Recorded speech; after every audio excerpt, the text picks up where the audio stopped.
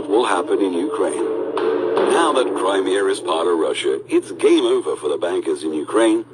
The US can threaten Russia all it wants with sanctions, but the truth of the matter is, Russia holds all the ace cards up its sleeve, and it'll hurt America and Europe a lot more. Their think tanks are steps ahead. Russian troops are mounted on the border. Ukraine has no chance against them. Will NATO get involved? Nope. NATO is a paper tiger, and any aggression will be from the US. Will Russia go into Ukraine? They will first assess the number of dead, like 100 or 1,000, to how many will die in an actual conflict, if they do go in. Most probably, the pro-Russians who seized the government buildings will be sadly sacrificed, and nothing will happen. Unless many civilians are killed, Russia will not likely go in. They will use other methods and dry up Ukraine until it falters economically and through the court systems. America will do nothing to get involved.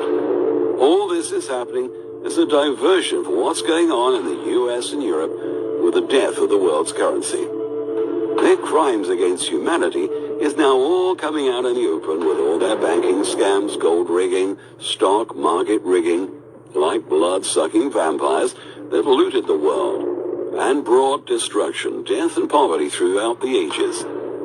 Desperately, they'll try to pin the collapse on Russia to bring in the new money system, whitewash all the past through a third world war that has been diverted at many times by the think tanks in Russia and the opposing world. Remember, an all-out nuclear war is impossible, as explained in Holographic Disclosure 11. The modern new technology is just as devastating.